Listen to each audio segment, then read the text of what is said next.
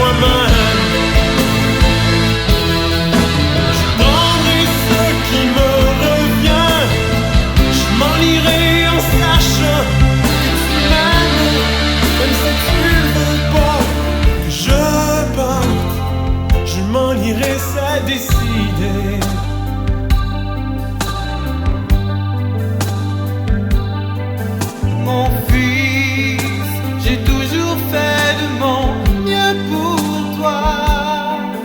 Mais si tu tiens à t'éloigner de moi, alors va, mais cette porte restera ouverte pour toi.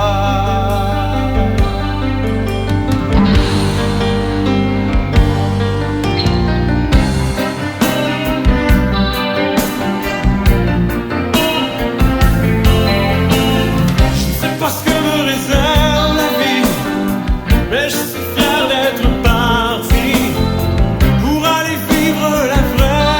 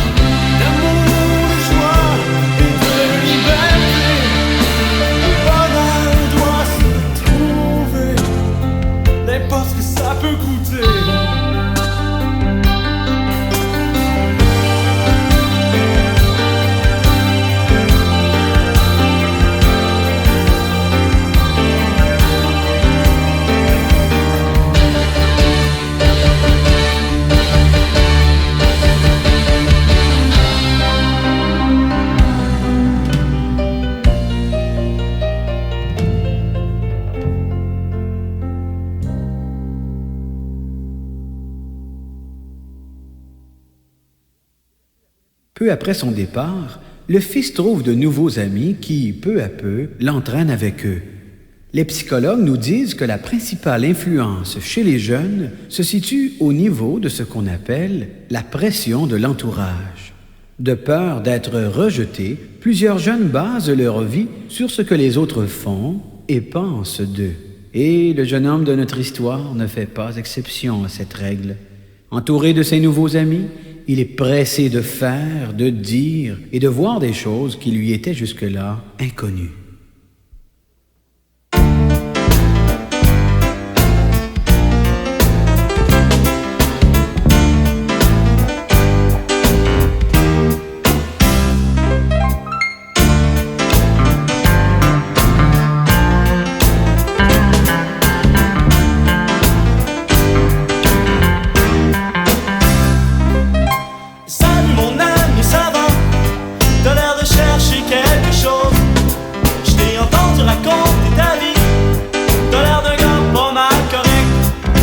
Si tu cherches du monde libéré et qui veulent s'amuser, alors tu peux t'arrêter ici. T'es certain que tu nous as trouvés. On est tes amis, on veut juste ton bien. N'aie pas peur de nous, tu regretteras rien. On a tout ce que t'as besoin. Ne t'en fais pas.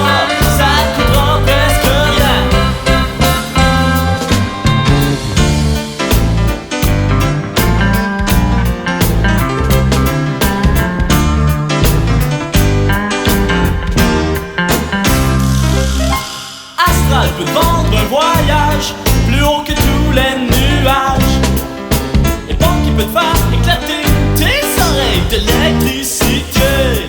Ouch! Et puis l'on peut tout t'apprendre, mais ce que tu veux pas comprendre. Et si qui peut t'habiller et t'intriguer de la tête aux pieds. Le péché n'existe plus ici-bas. On fait ce qu'on veut quand on veut, où on veut. Même si ça choque tes parents, c'est pas grave, nous on a du bon temps. Ah!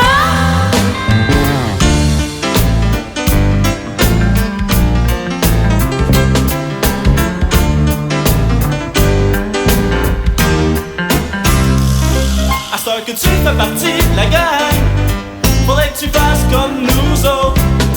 Que tu sors, que tu fasses, que tu viens, puis tu te fasses du fun. Et plus t'auras l'air de sauter, et plus on va te respecter. Il faut ressembler de la tête aux pieds, aussi drôle que la télé.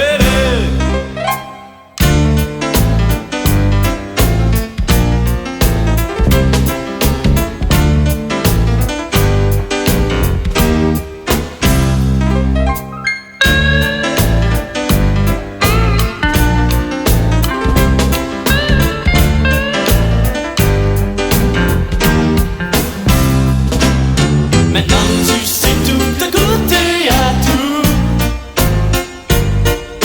Tu peux continuer, nous on doit te quitter. On a plus rien à t'apporter. Merci. Merci pour ton argent, tu nous l'as tout donné. Ouais.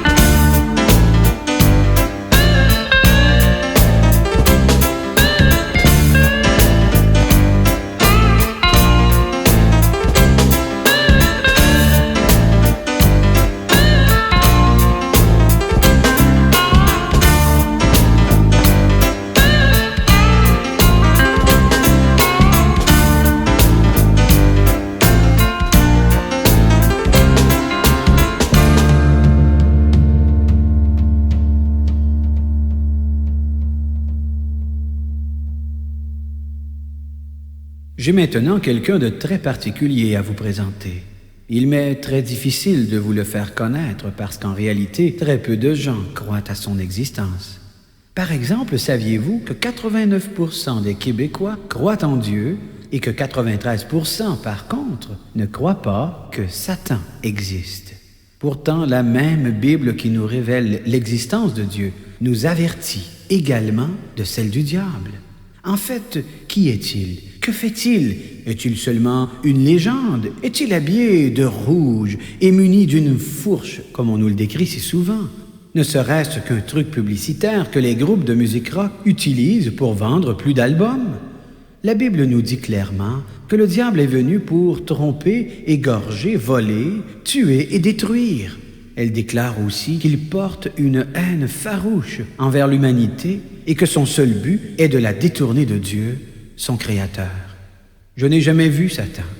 Par contre, je vois les évidences de son existence à tous les jours, chez les milliers d'individus captifs de l'alcool et de la drogue et dans l'incroyable vague de suicides et de dépression qui secoue la jeunesse.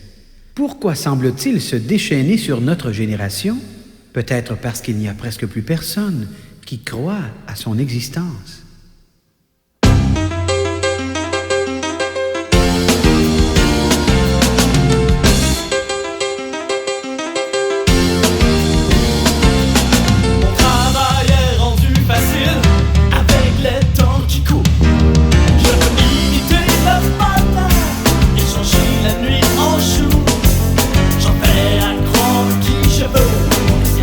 La vérité, j'attrape tout le monde comme des mouches et ils en rendent pas compte.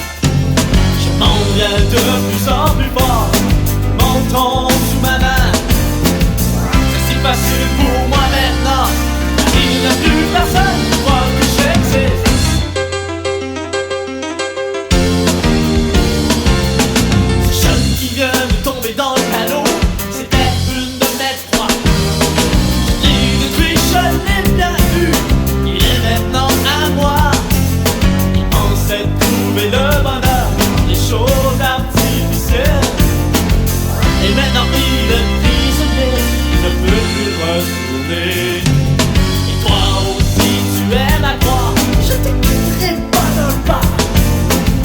Car toutes mes rues tu ne les vois pas, et tu ne vois pas vraiment que j'existe.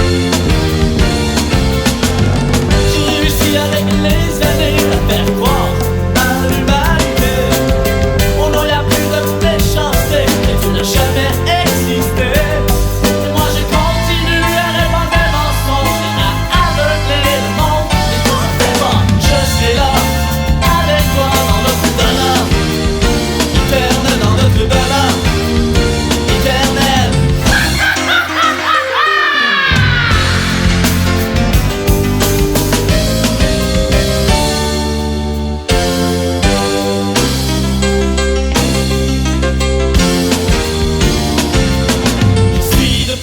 Plus populaire dans ces derniers temps. La télé et tous les journaux parlent de moi et de tous mes plans. Je peux détruire l'humanité et les laisser s'illusionner. Vous savez ce que je n'emporte, le monde est à mes pieds. Je détruis les familles par la haine et je fais disparaître l'amour. Je peux tout changer en ténèbres. Il n'y a plus personne qui croit que j'existe. Je tue les enfants par l'avortement et je me parle de suicide. Car toutes mes rues tu ne les vois pas, tu ne crois pas vraiment que j'existe. Je répands des mensonges par la musique qu'ils écoutent jour et nuit. C'est si facile pour moi maintenant, car il n'y a plus personne qui croit que j'existe. Personne ne croit que j'existe. Personne ne croit que j'existe. Les années ont passé et les plaisirs aussi. Finalement, le fils réalise qu'il n'a pas trouvé ce qu'il cherchait. L'anticipation a fait place à la désillusion, l'excitation à l'ennui. Et rien n'a pu combler ce vide qui est toujours là, au centre de sa vie. Le chemin de celui qui s'éloigne du Père est difficile. Même si peu de gens l'admettent, une grande partie de nos difficultés proviennent de notre refus de revenir à Dieu et à ses lois.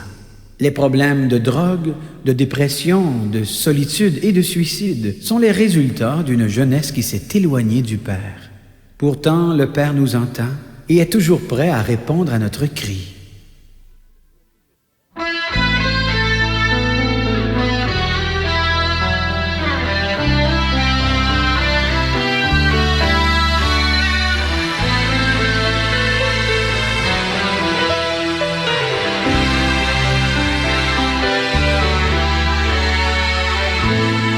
Parti de chez moi pour aller voir ailleurs.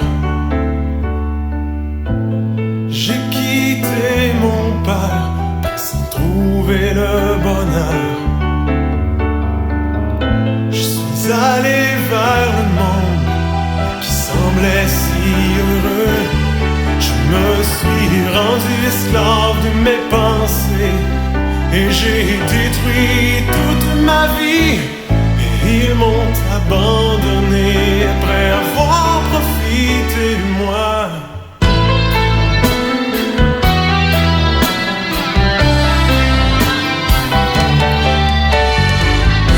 J'ai cherché de l'amour et je n'ai trouvé que de la haine. Je cherchais un ami, maintenant je suis plus seul que jamais. J'ai cherché la liberté, maintenant je suis esclave et enchaîné. Je suis perdu, abandonné. Y a-t-il quelqu'un qui peut m'aider, m'en sortir, délivrer?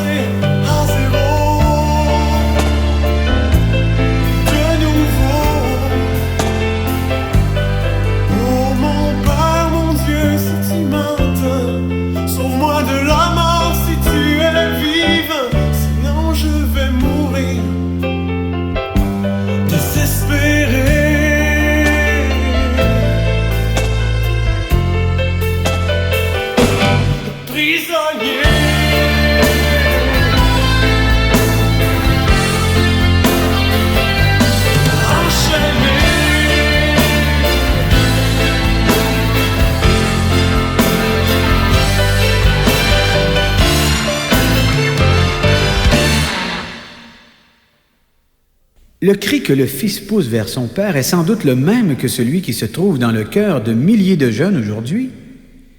Tous veulent connaître les réponses aux éternelles grandes questions.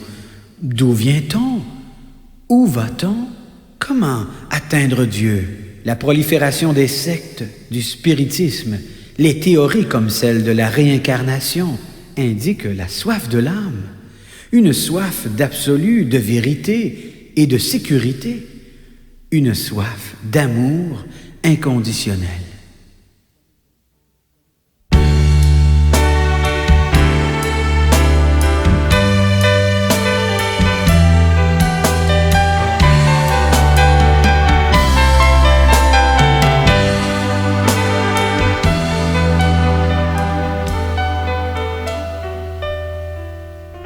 Excuse-moi mon ami de te déranger, je voudrais te parler. Je sais que tu es mal pris et désespéré, que tu n'as pas trouvé. Tu as cherché la raison de vivre dans ce monde si déréglé. Mais moi j'ai rencontré un ami, il est le chemin et la vie. Je voudrais te raconter combien Jésus t'a aimé. En donnant sa vie sur la croix, il a pris tes péchés, tes chaînes il a brisées. En versant son sang pour toi, si tu veux être enfin libre et vivre, tu n'as qu'à lui donner ta vie. Jésus peut effacer ton passé et changer ta vie brisée et te transformer, te faire naître de nouveau. J'espère que tu ne refuseras pas le si grand amour, car il t'a aimé jusqu'à la mort. Jésus est maintenant ton ami, reçois-le dans ta vie. Jamais plus tu ne seras le même. Le monde y croit plus au message de Jésus. Oh, toi y crois-tu? Si tu crois qu'il est ressuscité, tu seras sauvé et tu vivras pour l'éternité.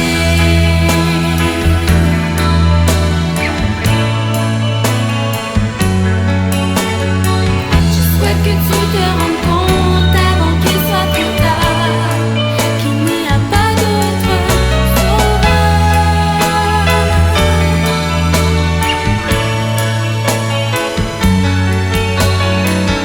Jésus est la vie et la vérité. Il est le seul chemin vers Dieu.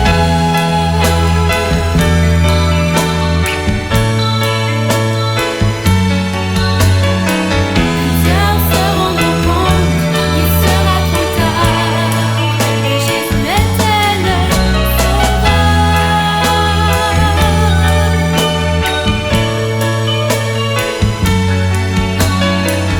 N'attends pas qu'il soit trop tard pour te décider, tu pourrais regretter.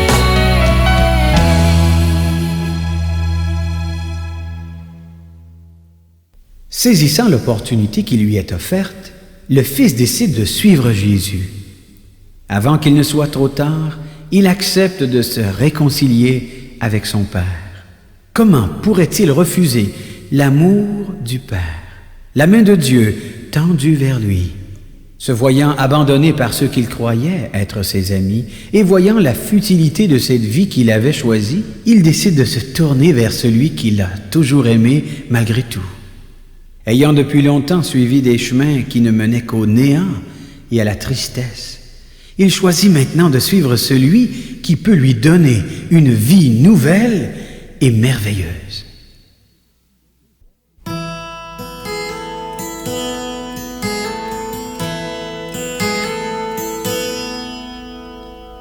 Moi j'ai décidé de suivre Jésus. Moi j'ai décidé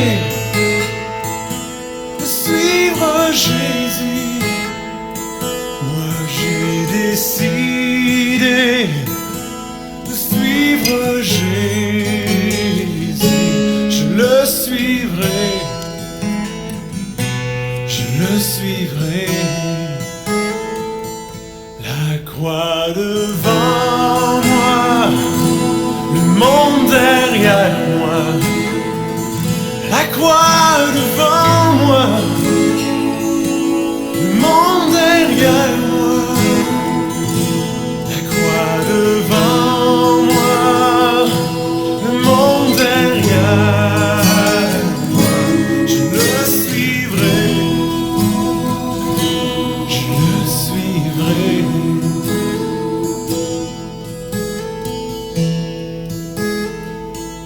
Prends tout le monde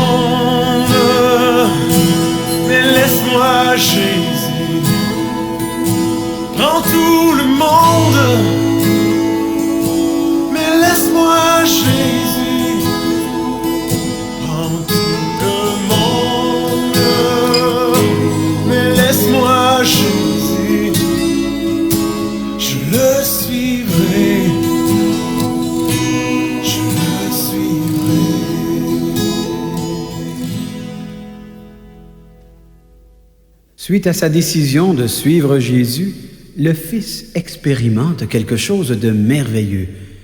La Bible nous dit que lorsque nous venons à Jésus, nous devenons une nouvelle personne. Les choses anciennes sont passées et toutes choses deviennent nouvelles. Voyant ce trésor que son Père lui réserve, le Fils peut se tourner vers le monde pour lui dire « Maintenant, tu peux garder tes artifices pour toi. »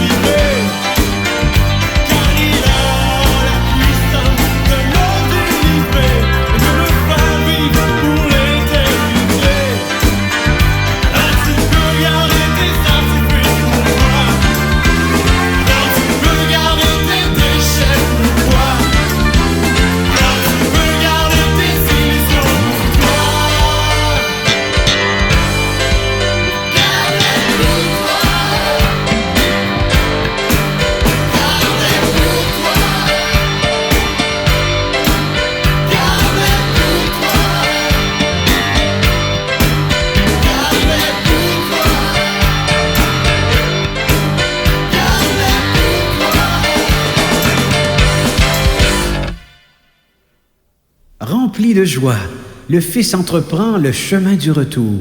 Peut-être s'attend-il à être rejeté par son Père. Je veux que vous sachiez qu'il n'en est jamais ainsi. Dieu est toujours là pour nous pardonner et nous combler de son amour. Dieu n'a qu'un seul désir, être réconcilié avec chacun de nous. Aujourd'hui même, nous pouvons revenir à lui et l'entendre dire « Voici mon fils qui était parti. » Que la terre se réjouisse. Mon fils est revenu. Mon fils était perdu, mais je l'ai retrouvé.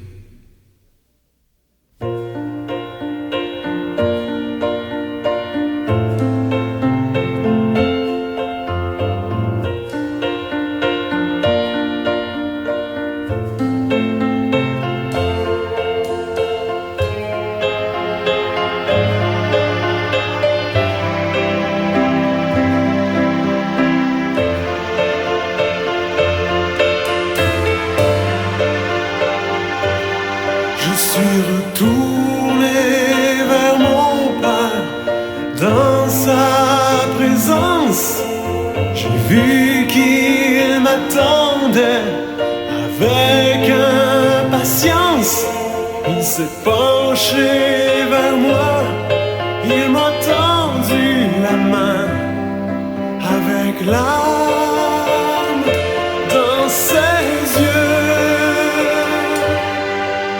Mon père, j'étais perdu, je n'étais plus digne de toi, mais toi tu m'as donné